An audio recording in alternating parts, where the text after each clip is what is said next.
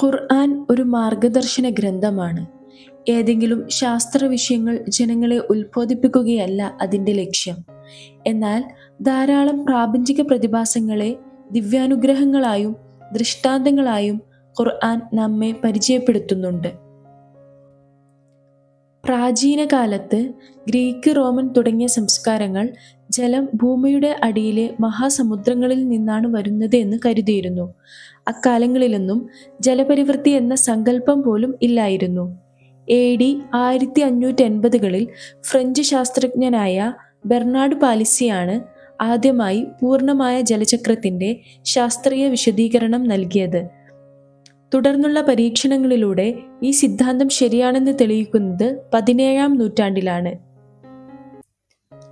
സമുദ്രം, നദികൾ, തടാകങ്ങൾ എന്നിവയിൽ നിന്നും സൂര്യന്റെ ചൂടേറ്റ് ജലം നീരാവിയായി അന്തരീക്ഷത്തിലേക്ക് പോകുന്നു. ഈ നീരാവി തണുത്ത് മേഘങ്ങളായി മാറുകയും അനുകൂല സാഹചര്യങ്ങളിൽ മഴയായോ മഞ്ഞായോ തിരിച്ച് ഭൂമിയിലേക്ക് പതിക്കുകയും വീണ്ടും ഈ പ്രക്രിയ ആവർത്തിച്ചു കൊണ്ടിരിക്കുകയും ചെയ്യുന്ന പ്രതിഭാസമാണ് ശാസ്ത്രീയമായി ജലപരിവൃത്തി എന്ന് പറയുന്നത്. എന്നാൽ ഖുർആൻ അവതീർണമായ 7-ാം നൂറ്റാണ്ടിൽ ജലചക്രം, ജലപരിവൃത്തി തുടങ്ങിയ സങ്കല്പങ്ങളെ സംബന്ധിച്ച് സമൂഹത്തിന് യാതൊരുവിധ ധാരണയും ഉണ്ടായിരുന്നില്ല. അക്കാലത്ത് തന്നെ എങ്ങനെയാണ് മഴ പെയ്യുന്നത് എന്നതിനെക്കുറിച്ചുള്ള വ്യക്തമായ കൃത്യമായ ശാസ്ത്രീയ വിശദീകരണം നടത്തി എന്നുള്ളതാണ് വിശുദ്ധ ഖുർആന്റെ മാറ്റ്.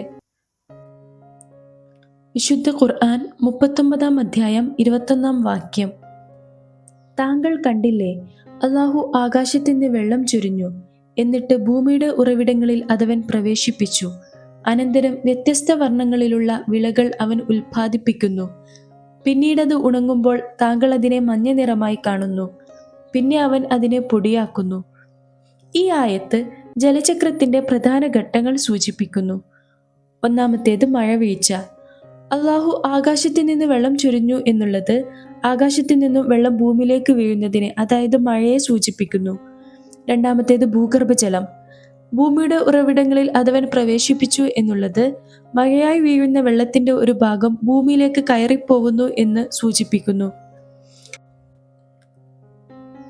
മൂന്നാമത്തേത് സസ്യങ്ങളുടെ വളർച്ച. ഇവിടെ മഴവെള്ളം ഭൂമിയിലുള്ള സസ്യങ്ങളെ വളരാൻ സഹായിക്കുന്ന ഘട്ടം വിവരിക്കുന്നു. നാലാമത്തേത് ഉണങ്ങലും പൊടിയാവലും. ഇവിടെ വെള്ളം ഉണങ്ങിപ്പോകുന്നതും സസ്യങ്ങൾ വാടിപ്പോകുന്നതും ജലം വീണ്ടും ബാഷ്പമായി ആകാശത്തിലേക്ക് ഉയരുന്നതും സൂചിപ്പിക്കുന്നു.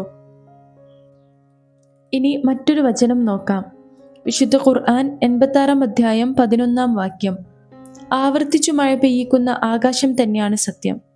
ഈ വചനത്തിലെ സൂചന മഴയുടെ മടക്കത്തെക്കുറിച്ചാണ്. ഈ മടക്കവും ആവർത്തനവും സാധ്യമാവുന്നത് ഇന്ന് നാം അറിയുന്ന ബാഷ്പീകരണം വഴിയാണല്ലോ. ഖുർആൻ ജലപരിവൃത്തിയുടെ ബാഷ്പീകരണം എന്ന ഘട്ടത്തെയാണ് ഈ വചനത്തിലൂടെ സൂചിപ്പിക്കുന്നത്. വിശുദ്ധ ഖുർആൻ 24-ാം അധ്യായം 13-ാം വാക്യം: അല്ലാഹു കാർമേഘത്തെ തെളിച്ചു കൊണ്ടുവരികയും എന്നിട്ടത് തമ്മിൽ സംയോജിപ്പിക്കുകയും എന്നിട്ടതിനെ അട്ടിയാക്കുകയും ചെയ്യുന്നത് താങ്കൾ കണ്ടില്ലേ? അപ്പോൾ അതിനടിയിലൂടെ മഴ പുറത്തു വരുന്നത് നിനക്ക് കാണാം. സൂക്ഷ്മ വിശകലനത്തിൽ സാധാരണ നിരീക്ഷകന് മനസ്സിലാവാത്ത സങ്കീർണ പ്രക്രിയകൾ മഴയുമായി ബന്ധപ്പെട്ട് മേൽവചനത്തിൽ പരാമർശിക്കുന്നത് കാണാൻ കഴിയും. അവ ഏതാണെന്ന് നമുക്ക് നോക്കാം. 1. കാറ്റ് ചെറുമേഘങ്ങളെ മുന്നോട്ട് തെളിയിക്കുന്നു. രണ്ടാമത്തേത്, ചെറുമേഘങ്ങൾ ഒരുമിച്ചു കൂടി വൻമേഘങ്ങളാവുന്നു. മൂന്നാമത്തേത്, അതിലൂടെ മഴ പുറത്തു വരുന്നു. ശാസ്ത്രീയമായി പറഞ്ഞാൽ വൻമേഘത്തിന്റെ കേന്ദ്രഭാഗത്ത് നിന്ന് മുകളിലേക്കുണ്ടാവുന്ന വായുപ്രവാഹം കൂടുതൽ തണുത്ത വശങ്ങളിൽ നിന്നുള്ളതിനേക്കാൾ ശക്തമായിരിക്കും. അപ്പോൾ മേഘം ലംബദിശയിൽ വളർന്നു പൊങ്ങി കൂടുതൽ തണുത്ത മേഖലകളിലേക്ക് വ്യാപിക്കുന്നു. തുടർന്ന് വെള്ളത്തുള്ളിയും ഐസ് കണങ്ങളും കുമിഞ്ഞുകൂടി വായുപ്രവാഹത്തിന് താങ്ങി നിർത്താൻ പറ്റാത്ത വിധം ഭാരം വർദ്ധിക്കുന്നതിൻ്റെ ഫലമായി മഴയും മഞ്ഞുകട്ടയുമായി അവ പെയ്തിറങ്ങുന്നു. മറ്റൊരു വചനം നോക്കാം. അവൻ പർവ്വത സമാനമായ മേഘക്കൂമ്പാരങ്ങളിൽ നിന്ന് ആലിപ്പഴം ഇറക്കുകയും അവൻ ഉദ്ദേശിച്ചവർക്ക് അതിൽ നിന്ന് ആഘാതമേൽപ്പിക്കുകയും അവൻ ഉദ്ദേശിക്കുന്നവരിൽ നിന്ന് അത് തിരിച്ചുവിടുകയും ചെയ്യുന്നു. ഖുർആൻ അവതരിക്കപ്പെടുന്ന അക്കാലത്ത് ജലചക്രങ്ങളെ സംബന്ധിച്ച് മനുഷ്യർ തീർത്തും അജ്ഞരായിരുന്നു. എന്നിട്ടും അതേ സംബന്ധിച്ച് വസ്തുനിഷ്ഠമായി പ്രതിപാദിച്ചു എന്നുള്ളതാണ് ഖുർആന്റെ സവിശേഷത. അതുകൊണ്ട് തന്നെയാണ് ചിന്തിക്കുന്നവർക്ക് ദൃഷ്ടാന്തമുണ്ട് എന്ന് ഖുർആൻ ആവർത്തിച്ചു പറയുന്നതും. അതായത് മഴ പെയ്യുമ്പോൾ വർഷിക്കുന്നത് പച്ചവെള്ളം മാത്രമല്ല, പച്ചവെള്ളത്തേക്കാൾ തെളിഞ്ഞ പാടങ്ങൾ കൂടിയാണ്.